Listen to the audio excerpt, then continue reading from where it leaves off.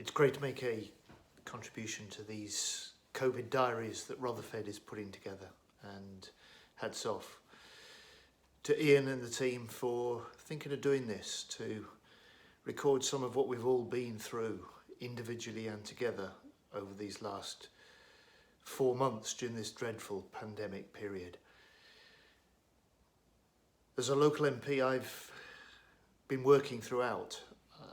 I guess few people would think of members of Parliament as essential workers, but I found that at the end of March, my local casework, the individuals coming to me with problems or concerns or the need for advice and information, tripled overnight. And I work with 2 people in the constituency office to deal with those casework cases, and we had to close the office. We've been working flat out from home ever since. It's dropped down a bit over the last month and a half, but it's still well above the level it was before the COVID crisis. And during that period of the lockdown, I was working, as you'd expect, to get cemeteries reopened, post offices reopened, dump it sites reopened. I was working to try and get businesses and government agencies and ministers themselves to make workplaces safer, so that those that had to go to work could do so with confidence that they wouldn't be infected when they did it. I've been trying to make sure that government does the right thing to help residents or businesses with the support they need, and taking them to task when they've failed. And finally, the best bit really for me has been getting out and helping some of the fantastic volunteers that we've had right across the constituency in Wath, Wickersley, Brampton, Swinton, Roarmarsh, who have been helping those people who've been shielding, locked down at home, unable to get out, and with no one to help them with the shopping or picking up their medicines. And that for me has been a hallmark of this, the response that everybody has made. I think we've had a real sense of people pulling together, looking out for each other, and I think that gives us a great deal of inspiration and hope for the future as we draw out of this dreadful period. But above all, I just really want to pay tribute to those key workers that worked throughout to help the rest of us through.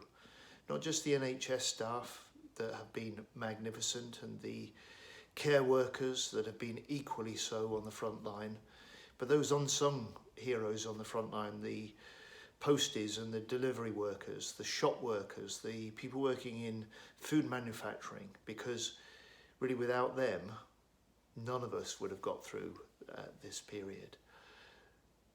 So big thanks to them and a real tribute to them.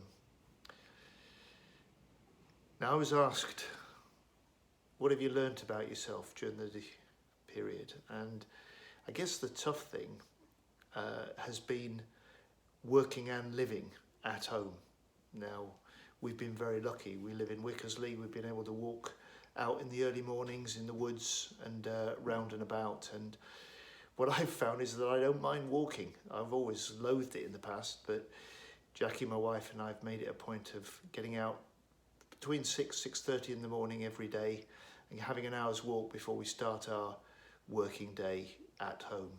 And as we pull out of lockdown, I hope we're going to keep that going, because it's a good, healthy, fresh start to the day. And the thing I missed most was very simple. It was a pint in the pub.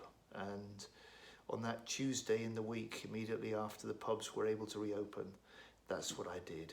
And sitting there with 3 mates, sharing a pint, was just blissful.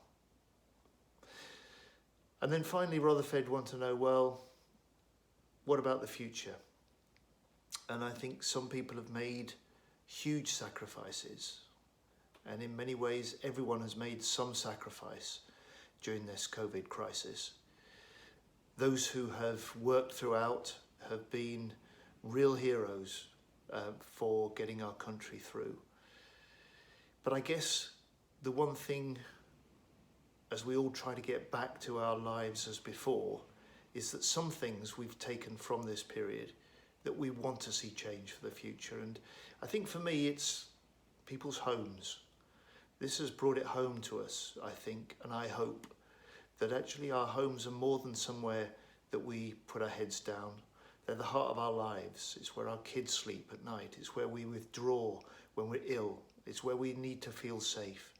And when so many millions of people have such poor housing, and so many thousands of people have no home at all in Britain today, I'd really like to see the UK, our government, all political parties and councils around the country make that commitment that never again will we see homelessness and poor housing, and that together we can stamp that out if we've got the will to do so. Thank you. And as we pull out of this crisis, I hope you all stay safe and you stay well.